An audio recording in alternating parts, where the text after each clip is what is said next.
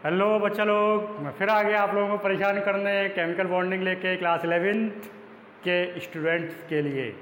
और इसके साथ साथ कुछ बात करूंगा आपसे, इसमें कुछ ऐसी बातें जो आपको आगे भविष्य में भी बहुत काम आएंगी।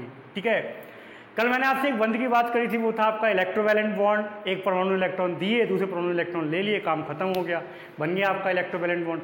आज मैं एक दूसरा बंद आपके सामने लेके आया हूँ, वो है आपका कोवैलेंट बॉन्ड। आज जो मुझे आपसे बात करनी है वो बात करनी है मुख्य रूप से मुझे किसके बारे में, कोवैलेंट बॉन्ड। बड़ा बढ़िया बंद होता है ये, मुझे बहुत पसंद है ये कोवैलेंट बॉन्ड। क्यों पसंद है, अब मैं आपको कहानी बताता हूँ, कहानी सुनो। देखो, मैं हूँ बहुत गरीब आदमी हूँ, बहुत गरीब था क्या हूँ, अब भी गरीब हूँ। तो मैंने सोचा कोई बिजनेस शुरू करना चाहिए। अब बिजनेस शुरू करने के लिए पैसा तो था नहीं, तो जो गरीब होता है और इसमें पैसा नहीं होता वो क्या करता है, वो पार्टनरशिप करता है। बिजनेस करने के लिए पार्टनरशिप करता है। तो मैं भैया गया दूसरे के पास में, देखो भैया मेरे पास पैसा तो है नहीं, ऐसा कर दो, साझा कर ले। अब अगर उस बंदे को भी ज़रूरत हो, वो भी कहेगा चलो यार एक मूर्ख आदमी मिल गया, अब दोनों मिलकर साझा करते हैं। तो भैया वो मेरे पास में है, बोले चलो तुझे भी ज़रूरत है मुझे भी ज़रूरत है, चलो दोनों मिलकर साझा कर लें। अब हम दोनों के बीच में जो बॉन्ड बन के तैयार हुआ, मैंने कहा ये बॉन्ड है क्या, ये केवल अट्रैक्शन है। तो हम दोनों के मध्य जो बंध बन के तैयार हुआ, एक अट्रैक्शन काम कर रहा है, उसी को कोवैलेंट या सहसंयोजी कहते हैं। इसको हम लोग क्या कहते हैं, सहसंयोजी। अब आप केमिस्ट्री के अनुसार सुन लो, केमिस्ट्री ये कहती है बेटा कि अगर दो परमाणुओं की विद्युत ऋणात्मकताएं, इलेक्ट्रोनेगेटिविटी सेम हो जाएं, ठीक है, जब विद्युत ऋणात्मकताएं सेम हो जाती हैं तो उनके मध्य बनने वाला बंध क्या कहलाता है, कोवैलेंट बॉन्ड कहलाता है। कैसे, अब इस चीज को समझने की कोशिश करो। देखो, मैं हाइड्रोजन आए, हाइड्रोजन के पास में मेरा एक इलेक्ट्रॉन है। अब ये दूसरे हाइड्रोजन के पास पहुंचा, उसके पास भी एक इलेक्ट्रॉन है। अब हाइड्रोजन दूसरे हाइड्रोजन से कहता है भैया चलो ऐसा करते हैं, साझा कर लेते हैं। तो हाइड्रोजन कहता है ठीक है, तुम्हारे पास भी एक है मेरे पास भी एक है, साझा कर लेते हैं। और साझा करेंगे तो दोनों के कितने हो जाएंगे, दो हो जाएंगे। ये दो से ज़्यादा वैसे भी नहीं करता, अष्टक नियम के अपवाद में भी है, दो से ज़्यादा नहीं करता ये। तो हाइड्रोजन ने क्या किया, साझा किया इस वाले हाइड्रोजन के साथ में, और इसने साझा किया किसके साथ में, इसके साथ में। अब दोनों बड़े खुश हैं साहब, दोनों के दो हो गए। ठीक है, तो बॉन्ड को हम लोग कैसे दिखाते हैं, इस तरीके से, एक सीधी लाइन से हम लोग इस बॉन्ड को दिखाते हैं। और अगर मैं यहाँ पे कहूँ, क्योंकि यहाँ पे एक एक इलेक्ट्रॉन का साझा हुआ है, इसलिए इस बॉन्ड को हम लोग क्या नाम देंगे, इसको हम लोग कहेंगे सिंगल बॉन्ड। ठीक है बात। अब आप दूसरी तरफ ध्यान दीजिए, मान लो मैं O2 की बात आपसे करूँ, तो ये ऑक्सीजन है बेटा, ये ऑक्सीजन है। ऑक्सीजन के आउटर मोस्ट में 6 इलेक्ट्रॉन होते हैं, एटॉमिक नंबर कितना होता है, 8 होता है। मैंने इस वाले ऑक्सीजन के भी आउटर मोस्ट में कितने बना दिए, 8 बना दिए। अब एक ऑक्सीजन पहुंचा दूसरे ऑक्सीजन के पास, भैया मुझे इलेक्ट्रॉन दे दो। तो ऑक्सीजन बोला यार मैं तो नहीं दूंगा इलेक्ट्रॉन, तुझे इलेक्ट्रॉन दे दूंगा तो मेरे कम हो जाएंगे इलेक्ट्रॉन। तो क्या होना चाहिए, बोले चलो ऐसा करते हैं, भैया साझा कर ले रहे। तो उन्होंने क्या करा, साझा करा, बोले चलो एक एक का साझा करें। तो ऑक्सीजन सोचता है बोले यार एक का साझा करूंगा तो मेरे 8 पूरे कैसे होंगे, भाई एक का साझा कि मेरे 7 ही तो हुए। और नहीं भैया, दो का साझा करेंगे। तो फिर क्या होता है, दोनों ऑक्सीजन क्या करते हैं, दो का साझा करते हैं। और जब ये दो का साझा करेंगे तो बेटा क्या हो जाएगा, यहाँ पे डबल बॉन्ड बन जाएगा। इंपॉर्टेंट बात याद रखना, ये बिंदी से या डॉट से जो स्ट्रक्चर आप दिखाते हो, इसको हम लोग लुईस स्ट्रक्चर कहते हैं। ठीक है, या लुईस बिंदु सूत्र कहते हैं, याद रखना इसको। ठीक है, अब मैं ऐसी ट्रिपल बॉन्ड की भी अगर मैं आपसे बात कर लूँ, तो बेटा ट्रिपल बॉन्ड कैसे बनता है इस पर ध्यान दो। मान लीजिए मैं इस समय आपको स्ट्रक्चर दिखा रहा हूँ किसका, N2 का। तो एक नाइट्रोजन आया, नाइट्रोजन के बाहरी कोश में बन गए 5 इलेक्ट्रॉन, और इस वाले नाइट्रोजन के बाहरी कोश में भी मैंने बना दिए 5। आउटर मोस्ट में 5 होते हैं, एटॉमिक नंबर कितना होता है, 7 होता है। अब दोनों नाइट्रोजन गाना गाते हैं, तुम बने हम बने एक दूसरे के लिए, क्योंकि बिना इसके काम चलना नहीं है। इसके 5 हैं, जरूरत है कितने की, 3 की। इसके 5 हैं, कितने की जरूरत, 3 की। और हमेशा याद रखना, ये बात आपको याद रखनी पड़ेगी, क्योंकि जब आप बंद बना रहे होगे आप पहचान ही नहीं पाओगे मुझे कौन सा बंद लगाना है। तो याद रखना हमेशा के लिए, क्या, जब भी जरूरत होगी किसी को, और जरूरत में बनने वाला बंद हमेशा सहसंयोजी बंद ही होता है। किसी परमाणु को जब भी इलेक्ट्रॉनों की आवश्यकता होगी, दो परमाणु ऐसे एक दूसरे के पास आया, इसे भी जरूरत है इसे भी जरूरत है, तो वहां पे बनने वाला बंध हमेशा सहसंयोजी बंध ही होता है। हाँ, एक पे जाता है, मैं इलेक्ट्रॉन दूंगा, मैं राजा, तू इलेक्ट्रॉन लेगा, भिखारी, तो ये वैध संयोजी होता है। ठीक है, वो वैध संयोजी होता है। तो अब दोनों के बारी कोश में 5 इलेक्ट्रॉन थे, तो इस वाले नाइट्रोजन ने क्या किया, 5 का साझा किया। सॉरी 3 का साझा किया, इसने कितने का 3 का साझा।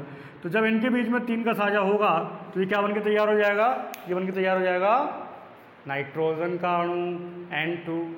तो जिस आप कोवैलेंट बॉन्ड की बात कर रहे हो वो एक्चुअल में 3 बंधों को कह सकते हो, सिंगल बॉन्ड, डबल बॉन्ड और ट्रिपल बॉन्ड, और तीनों में ही क्या होता है, इलेक्ट्रॉनों का शेयरिंग होता है। तो यानी आप कह सकते हो कि इलेक्ट्रॉनों की शेयरिंग से जो बनने वाला बंध होता है उसे हम लोग क्या कहते हैं, कोवैलेंट बॉन्ड कहते हैं। या ऐसे कह सकते हैं जब परमाणु की विद्युणात्मकता समान होती हैं तो उनके मध्य बनने वाला बंध कैसा होता है आपका, कोवैलेंट बॉन्ड होता है। ये आप याद रखिए, ठीक है। जिन कंपाउंड्स में आपका कोवैलेंट बॉन्ड पाया जाता है वो कहलाते हैं आपके क्या कहलाते हैं, कोवैलेंट कंपाउंड्स कहलाते हैं। जैसे मैं 1-2 कंपाउंड्स को और एग्जांपल देता हूँ। सपोज दैट आप बात कर रहे हो NH3 की, तो सेंट्रल एटम हो गया आपका N, 3 नाइट्रोजन यहाँ पे चल रहे हैं, ठीक है।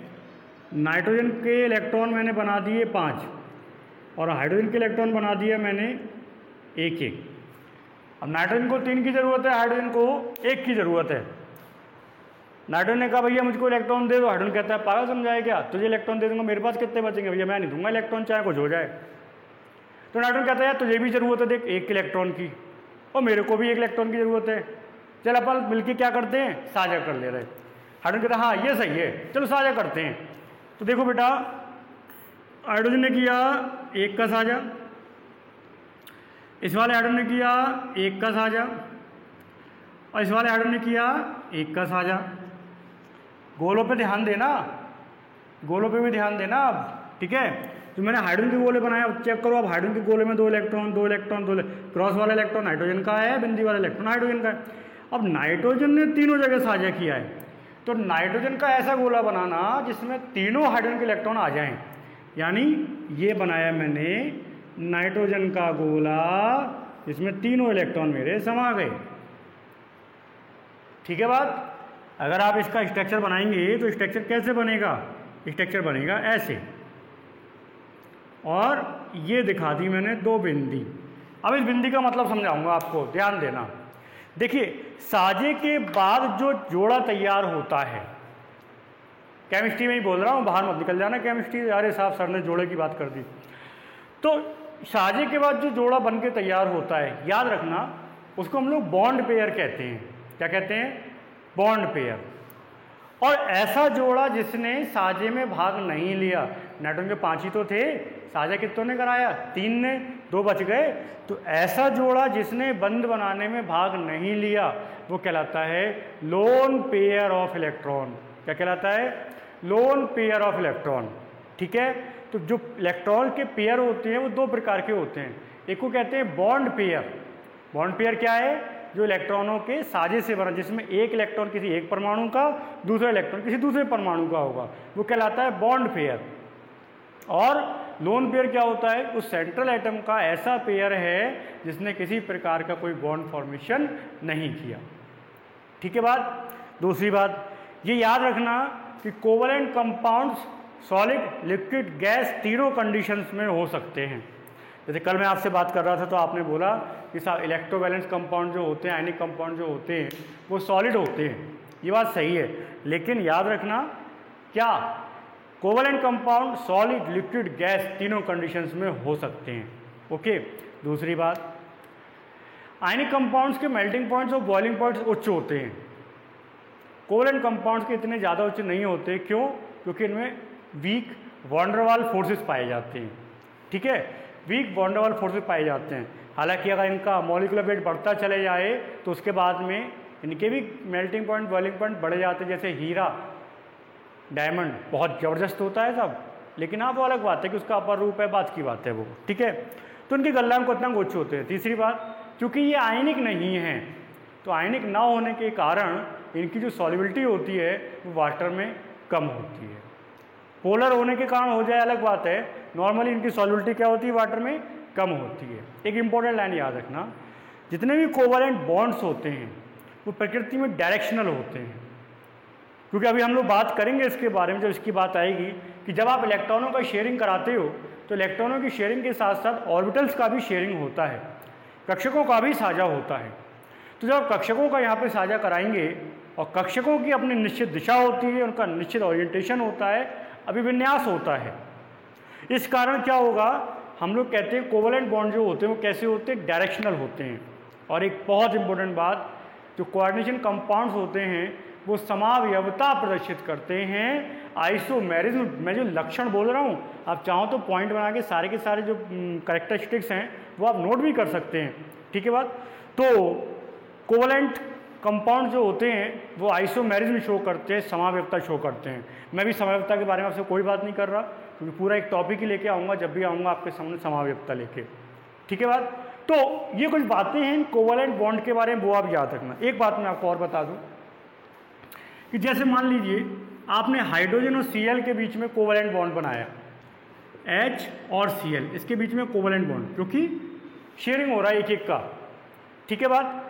अब Cl का इलेक्ट्रोनेगेटिविटी ज़्यादा है, और दो ले लेता हूँ मैं यहाँ पे, एक Cl ले लेता हूँ।